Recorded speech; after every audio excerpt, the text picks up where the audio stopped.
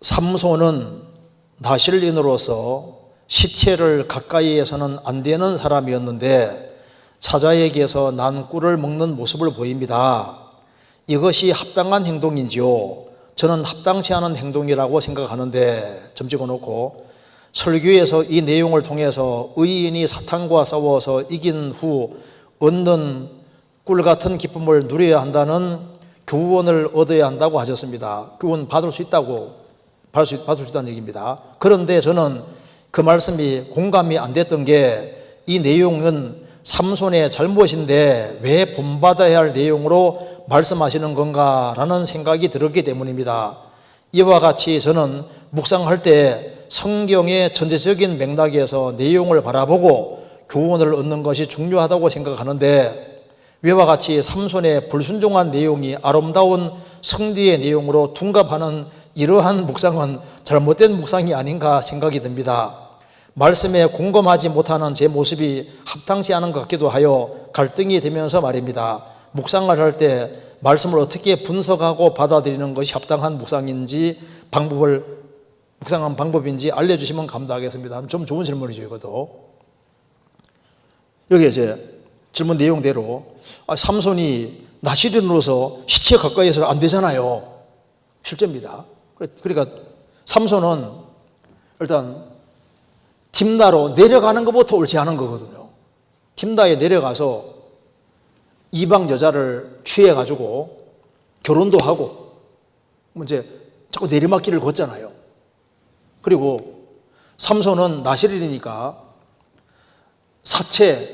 죽은 사체에 가까이 하면 안 되는데 가까이 했고, 거기서 이제 꿀을 취해 먹었고, 그리고 이제 부모님에게 줬지 않습니까? 그리고 또 새 나귀의 턱뼈 그거 가지고서 또 이렇게 천명을 죽였는데, 하는 족족 보면 잘못하는 게 너무 많잖아요. 삼손이 부족한 모습을 많이 보인 것이 맞습니다. 그러니까 삼손이 하나님 앞에 잘못하는 모습을 많이 보이고 있다는 것도 맞아요. 그런데 그것만 있는 것이 아니다, 그 말입니다. 잘 생각해 보세요. 삼손이 주님 앞에서 잘못만 한 것이 사실이라면은 사자가 나타났는데 맨손으로 젊은 사자를 그냥 쫙쫙 이기잖아요. 삼손이 원래 나귀 특별 잡으면 안 되거든요. 특별 잡았는데 1000명을 죽였을 때 그게 인간 능력이 아니지 않습니까? 주님이 도와주신 거거든요. 삼손은 잘못을 범하는 것이 있었지만은 주님이 사용하신 것도 계속 있었다, 그 말입니다. 그래서 부정적인 모습이 있다고 해서 긍정적인 모습이 없는 것이 아닌 거예요. 그가 머리털이 잘릴 때까지는 주님이 사용하신 겁니다. 그래서 요한계시록 2장 3장 보시면은 교회가 잘하는 모습만 있었는 게 아니지 않습니까? 잘하는 모습은 칭찬해 주시고 잘못한 것은 책망하셨거든요. 무슨 말이 되시죠? 그러니까 완벽하기 때문에만 칭찬하는 것이 아니라 잘한 것은 인정해 주시는 거예요. 여기 삼손에게서는 잘못한 것으로도 교훈을 받을 수 있고 부족한 모습이 있지만은 그 중에서도 하나님이 역사해 주신 것이 있는데, 삼손이 사자를 이긴 것은 자기 힘이 아닙니다. 하나님이 도와주셨기 때문에 사자를 이긴 거예요. 그렇지 않습니까? 삼손이 나귀 턱뼈로 1000명을 죽였을 때 그게 삼손의 힘일 수가 없잖아요. 그가 부족한 모습을 많이 보였음에도 불구하고 하나님이 그를 사용해서 1000명을 죽이게 하셨고 대적을 이기게 하셨거든요. 그렇잖아요. 삼손이 머리털이 잘릴 때까지는 주님이 그를 사용하셨습니다. 그러니까 삼손에게는 부정적인 측면도 있는 동시에 긍정적인 측면도 많이 있는 거예요. 그러니까 교훈을 두 가지로 받아야지 맞는 거다, 그 말입니다.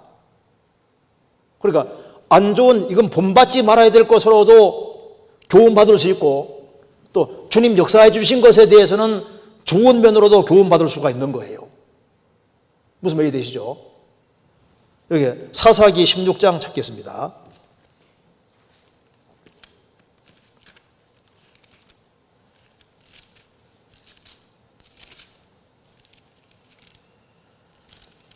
16장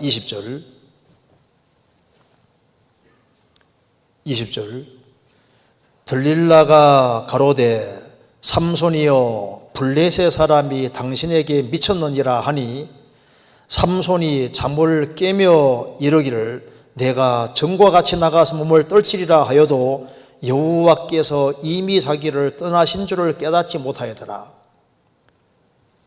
자, 삼손이 머리털이 잘릴 때까지는 하나님이 삼손을 떠나지 않았습니다.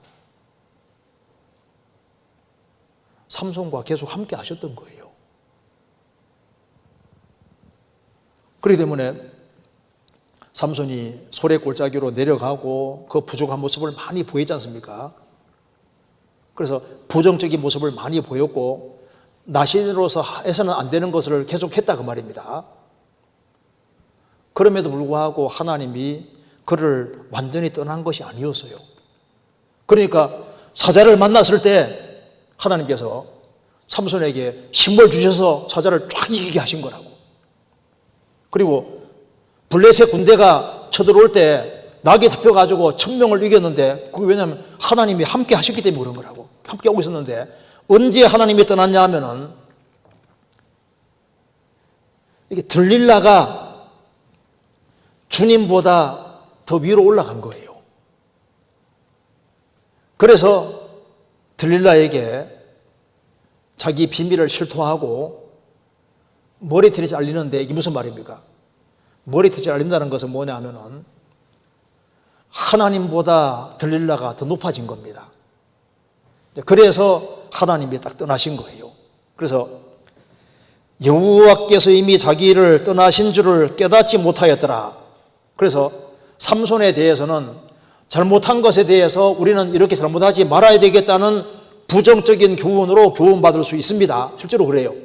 그런데 그것만 있는 것이 아니라 삼손에게 하나님이 함께 하셨기 때문에 부족한 것에서도 하나님이 함께 하실 때 젊은 사자를 이긴 것처럼 우리가 부족하고 연약한 모습이 있어도 주님께 끝까지 기대고 의지하고 신앙 가지고 살아가면은 그 속에서 젊은 사자 이긴 것처럼 근신하라 깨어라 너희 대적 마귀가 우는 사자같이 돌아다니며 삼기를 잘 탄다니 믿음을 굳게 하여 저를 대적하라. 그리스도인이 믿음을 가지고 살아갈 때 부족한 모습이 있어도 거기에서 주님께 의지함으로 삼손이 사자를 이긴 것처럼 마귀의 시험을 이기고 그리고 환경이 사자처럼 다가와도 이기고 그리고 주님 말씀 의지해서 이기는 그런 일이 실제로 있는 거예요. 그리고 우리가 하나님 말씀을 지키고 어떤 시련과 어려움을 하나님 도움으로 이겼을 때는 그 다음에 사자에게서 꿀이 나온 것처럼 성경에서 꿀을 말씀으로 표현한 것도 많거든요. 사실 말씀이 언제 깨달아지냐 하면은 큰 어려움과 시련이 있을 때 하나님의 도움으로 이겼을 때는 거기에서 또 말씀이 깨달아지는 달콤한 말씀들이 많이 있다니까요. 실제로 그렇게 교훈받을 수 있다 그 말입니다. 그러니까 긍정적인 측면과 부정적인 측면이 있으니까 여기에 질문한 내용도